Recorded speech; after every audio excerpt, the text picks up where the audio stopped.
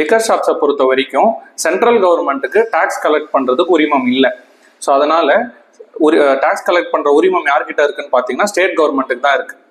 So அப்போது state கவர்மெண்ட்டோட அத்தாரிட்டியில் இருக்கக்கூடிய டாக்ஸ் ரேட்ஸ் வந்து பார்த்தீங்கன்னா வேட் ரிஜிஸ்ட்ரேஷன் தான், ஜிஎஸ்டி ரிஜிஸ்ட்ரேஷன் கிடையாது. ஸோ இதனால லிக்கர் ஷாப்ஸோ இல்லை பார்ஸோ ரன் பண்ணுறீங்க அப்படின்னா உங்களுக்கு வேட் ரிஜிஸ்ட்ரேஷன் மட்டும்தான் அப்ளிகபிள் ஆகும், ஜிஎஸ்டி ரிஜிஸ்ட்ரேஷன் அப்ளிகபிள் ஆகும். எப்போ பார்த்தீங்கன்னா நீங்கள் லிக்கர்ஸ் ப்ரொவைட் பண்ணுறப்ப ஸ்நாக்ஸ் புக் கொடுப்பீங்க இல்லையா, snacks, cool drinks, soda, water bottles, இந்த மாதிரி லிக்கரை தவிர்த்து மீதி என்னென்னலாம் ப்ரொவைட் பண்ணுறீங்களோ அதெல்லாம் வந்து ஜிஎஸ்டியில் கவர் ஆகும். ஸோ அதோட டர்ன் ஓவர் வந்து 20 லட்சத்தை தாண்டுற பட்சத்தில் நீங்கள் கண்டிப்பாக ஜிஎஸ்டி எடுத்து ஜிஎஸ்டி ஃபைலிங் பண்ணுற மாதிரி இருக்கும். அந்த லிக்கருக்கு என்ன ரேட்டில் வந்து நான் வந்து வேட்டில் வந்து டாக்ஸ் கட்டணும் அப்படிங்கிறதும் ஒரு கேள்வி இருக்குது. இது இந்தியா ஃபுல்லாக ஒரு மாநிலத்துக்கும் வேறுபட்டு இருக்கும் இந்த பர்சன்டேஜ் அப்படிங்கிறது. தமிழ்நாட்டுக்கான ரேட்டு நான் உங்களுக்கு சொல்கிறேன். தமிழ்நாடை பொறுத்த வரைக்கும் பாயிண்ட் ஆஃப் லெவி அப்படிங்கிற ஒரு வார்த்தையை நம்ம புரிஞ்சுக்கணும். பாயிண்ட் ஆஃப் லெவினா என்ன அப்படின்னீங்கன்னா, எந்த இடத்துல நான் இந்த டாக்ஸை வந்து வாங்க போகிறேன், சார்ஜ் பண்ண போகிறேன் அப்படிங்கிறது தான் பாயிண்ட் ஆஃப் லெவி. ஸோ இதில் first point of sale, second point of sale அப்படின்னு வந்து 2 வார்த்தை வருது.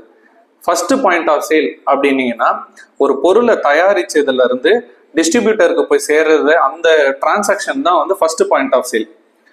டிஸ்ட்ரிபியூட்டர் கிட்ட இருந்து ரீட்டைலருக்கு போகிறதோ இல்லை ரீட்டைலர் கிட்ட இருந்து கன்சியூமருக்கு போகிறதோ தான் second point of sale. So இந்த பாயிண்ட் ஆஃப் சேலை பேஸ் பண்ணி வேட் ரேட்ஸ் வந்து மாறுபடுது. இன்னொரு விஷயம் என்ன அப்படின்னு பார்த்தீங்கன்னா, இந்த வேட் ரேட்ஸு ஒரு லிக்கர் வந்து நான் ஃபாரின்லேருந்து இம்போர்ட் பண்ணால் ஒரு வேட் ரேட் இருக்கு, கஸ்டம்ஸ் ஆக்டும் கவர் ஆகும். வித்தின் ஸ்டேட்டில் நான் ஸ்டேட்டுக்குள்ளேயே நான் தயாரிக்கிறேன், இல்லை ஸ்டேட்டுக்குள்ளே தயாரிக்கிற ஒருத்தர்கிட்ட வந்து லிக்கர் வாங்குறேன்னா அதுக்கு ஒரு வேட் ரேட் இருக்கு. வேற மாநிலத்தில் தயாராகக்கூடிய லிக்கரை நான் வாங்கி இந்த மாநிலத்தில் நான் விற்கிறேன் அப்படின்னா அதுக்கும் வந்து ஒரு வேட் ரேட் இருக்கு. ஸோ பொதுவாக வேட் ரேட் வந்து பார்த்தீங்கன்னா 58%. இது ஃபர்ஸ்ட் பாயிண்ட் ஆஃப் சேலுக்கு. செகண்ட் பாயிண்ட் ஆஃப் சேலை பொறுத்த வரைக்கும் வேற மாநிலத்திலேருந்து வாங்கி வித்தாவோ இல்லை வெளிநாட்டிலேருந்து இம்போர்ட் ஆகக்கூடிய இம்போர்ட்டட் ப்ராடக்ட்ஸ் இருக்கு இல்லையா லிக்கர்ஸில், அதுக்கு வந்து பார்த்தீங்கன்னா உங்களுக்கு 14.5% வரைக்கும் வந்து வேட் ரேட்ஸ் சார்ஜ் பண்ணுவாங்க. இதுவே சொந்த மாநிலத்துக்குள்ள தயாரிக்கிறதையோ இல்லை தயாரித்த ஒரு லிக்கரையோ நீங்கள் வாங்கி விற்கிறப்ப 220% வந்து VAT rate second point of சேலில் சார்ஜ்